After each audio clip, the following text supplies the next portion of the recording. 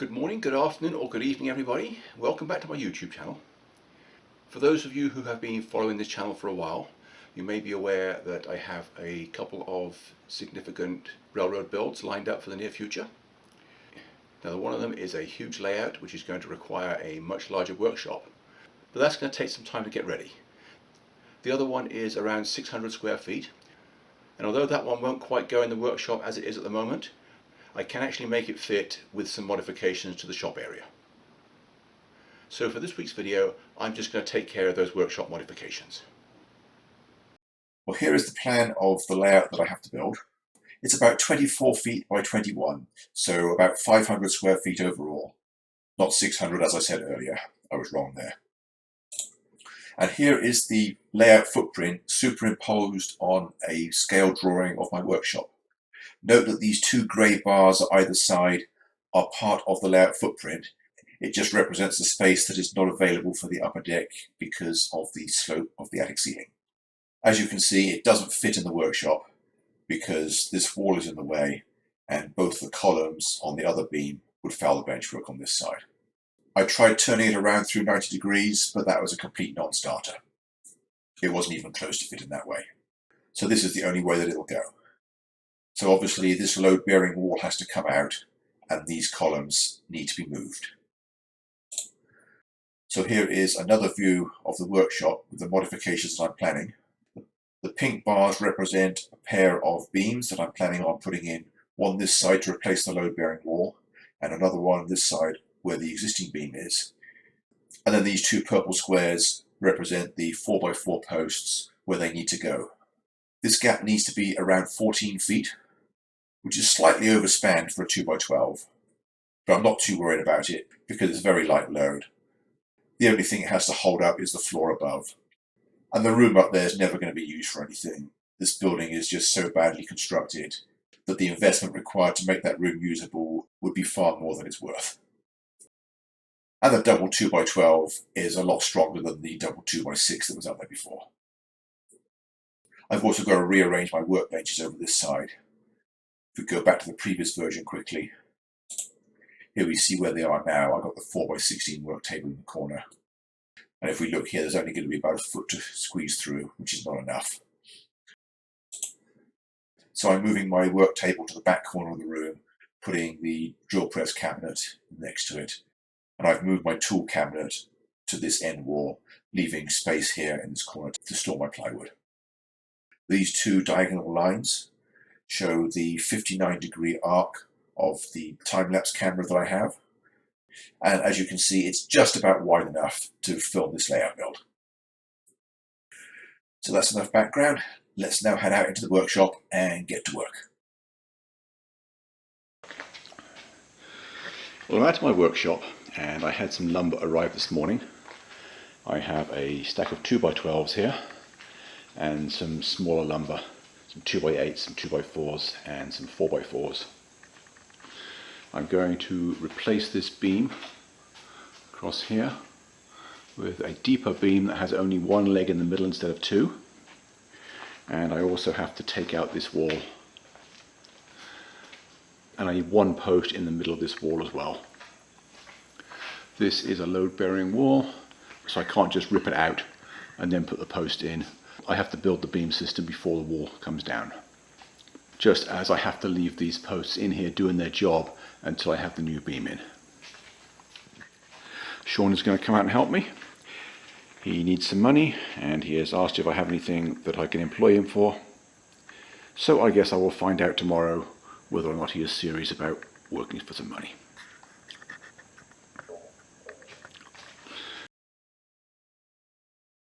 Since this was Sean's first construction job, I started off by explaining what we were doing and then giving him a simple task to start with, just to ease him into it.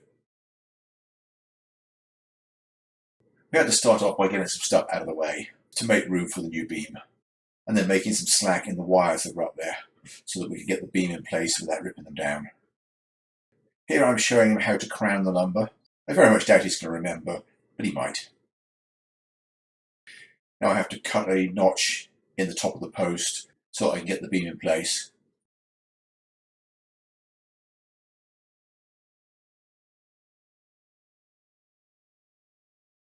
First calculate the length, cut it off, explain to Sean exactly where it's going. And I put a pair of 3-inch screws in, so all he has to do now is just stop it falling off the screws. He doesn't actually have to support the weight of it, because a 16-foot 2x12 is quite a heavy piece of lumber. I could not get either a screwdriver or a nail gun in place with the garage door open, so I had to close it. But then once I did that, it was easy enough.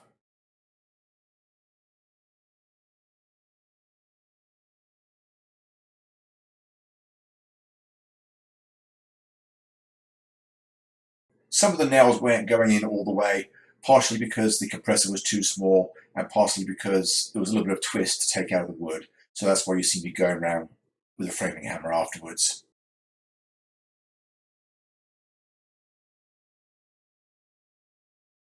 And now we're just going to repeat the process for the piece that goes on the other side of the beam.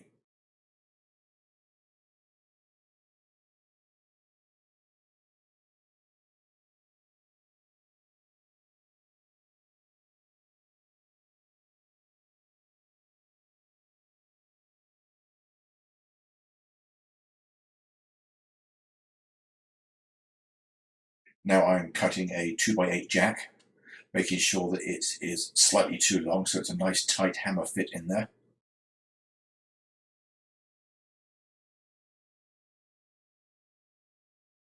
Now I'm just going around making sure everything is properly nailed.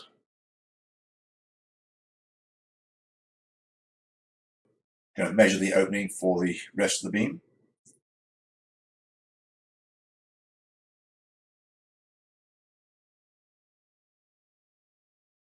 Once again, cut a chunk out of the post so that I can get it in place.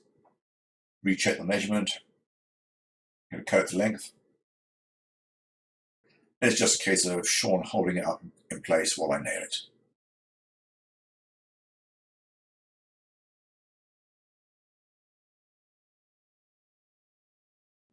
Although I'm basically doing everything myself, it is so much easier to have someone just to fetch and carry and pass me tools and hold things in place. It saves a huge amount of work.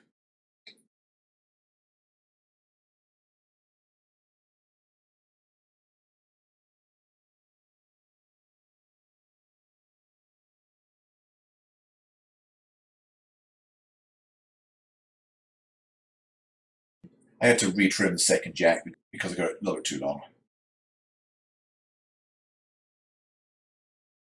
And of course I'm slightly off the screen because I didn't get the camera quite in the right place.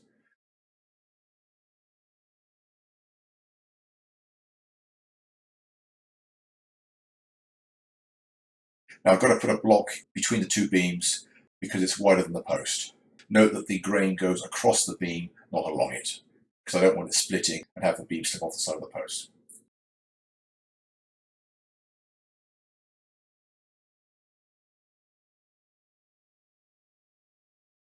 And then I was trying to nail the bracket to the floor with a ramset gun. Unfortunately, it wasn't working, so I had to go back to Lowe's and exchange it. And even then, the second one didn't work either. I think the whole batch is bad, so I ended up using screws.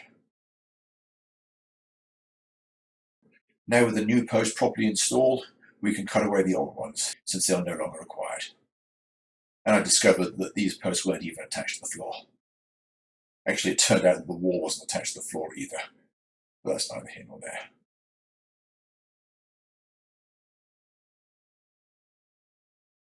So on the other side, we started off by taking all the paneling off one side of the wall, making room for the 2x12.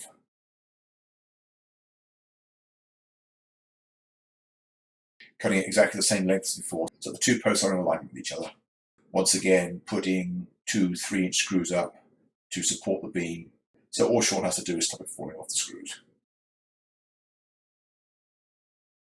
I couldn't get it tight enough against the ceiling, so we used one of the old posts as a fulcrum for a pry bar, and that made a much better job of it.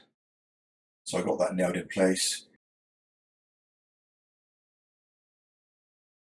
We had some more old wood to get out of the way before we put the other end of that 2x12 in.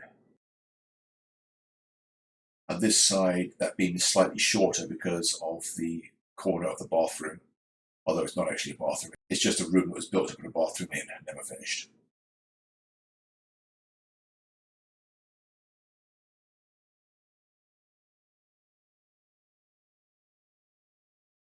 Once again, we're using the post and pry bar method to get it up hard against the ceiling. So that side of the beam is now done. Next thing we've got to do is just rip the paneling down on the other side. While Sean is getting rid of the rest of the paneling, I'm cutting a piece out of the bottom plate so that there's now a gap for the post to go in. And of course it's convenient having a second doorway.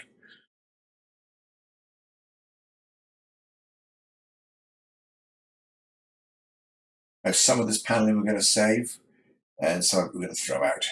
We'll make a decision later on what to save and what to toss, but for the time being we'll just stack it all up.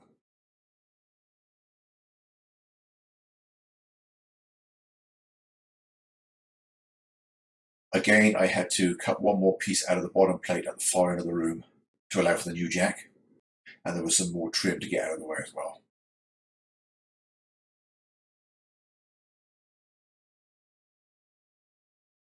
So cut the last long 2x12.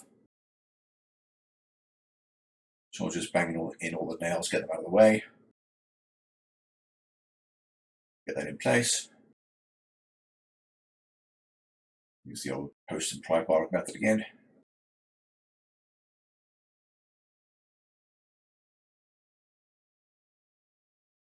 And the last piece of paneling can come down.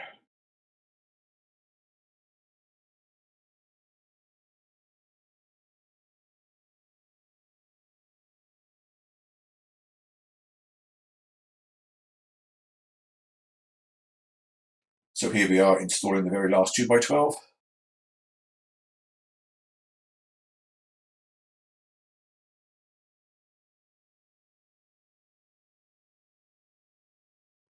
And because there was a step in the ceiling where the two rooms joined, one of the 2x12s was about 3/4 of an inch higher than the other one. So I had to make some shim on the table saw. Now after making sure that shim was the right size, I'm putting the jacks in at both ends. First the far end, and then the end that's off the screen to your right.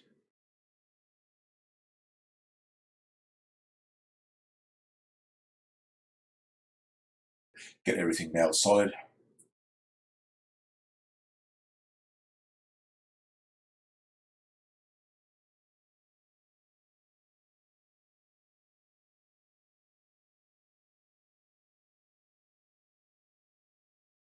And now I have to make another shim to go in the middle.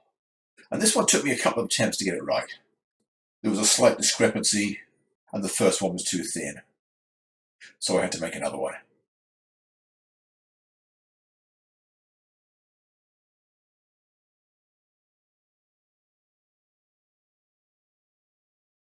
Once that's in place, I can measure the 4x4 for the leg and hammer that into place.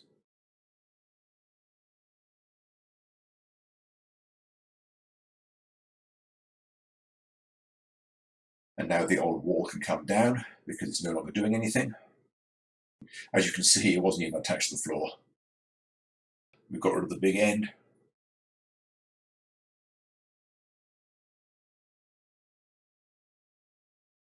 Sean is just doing a little bit of tidying up now.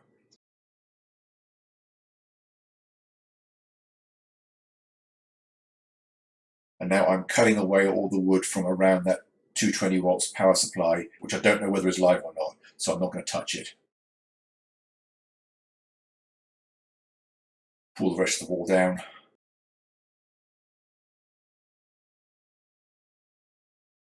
So now all the old wood is gone.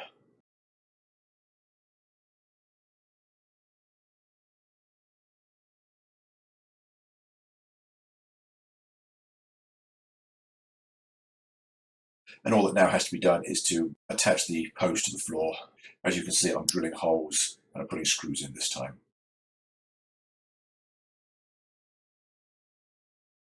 Then we're sorting out the paneling. Get the old dryer wire stuffed up between the beams where it's out of the way.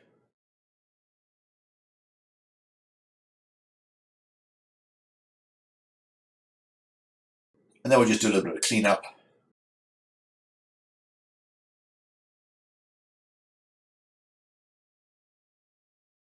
Sean's going to get rid of a whole lot of those boxes and just put those in the basement out of the way, because there is not enough room in the workshop to continue storing them while I'm building that new railroad.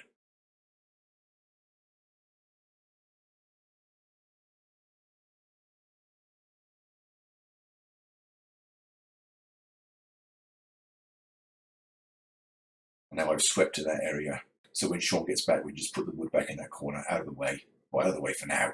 It'll still need to get moved again, but before we can do that, there's a whole lot more cleaning up to do. Anyway, I chose not to pay Sean based on the hours he put in, but rather by the amount of effort that it saved me. And I figure I gave him about twice what he would otherwise have earned doing the same job for anybody else. So doing it that way, we both win.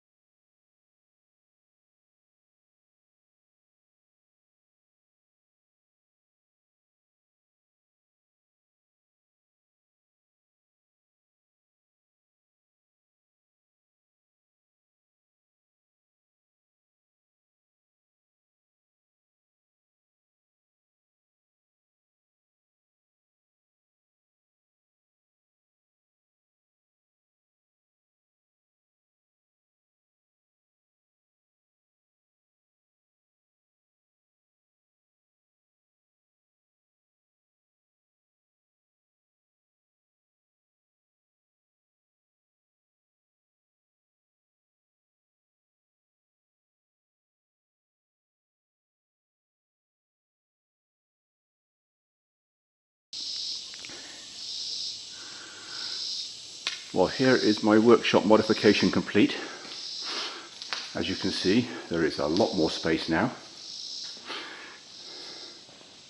It used to end about where the change in floor colour is. Got one post there instead of the wall, and one post here to replace the two that I had before. So much more space now. Not enough for the big Sydney project. I will still need a new 40 by 60 foot workshop for that one. But it's enough for the next project, which I have to build. I have to start that in about a month. And obviously the big workshop's not going to be done by then, so I have to make do with this one. I've also rearranged everything over this side. Had to cut the corner off this bench, otherwise there would only have been about a foot of walkway between the railroad and the cabinets. So it was a good opportunity for a good clean-up. I still have to get rid of all this crap over here. The radio alarm saw will be going to the dump, because ever since the moving men knocked it over, it's just not worked since then. So I'm just going to dump it. I have a good table saw and chop saw. All the extra plywood will be moving to the other side. That gap there is around 8 foot 2 inches. It was designed specifically to store the plywood against the wall, which is why I had cut 6 inches off the end of this bench just to give me enough room.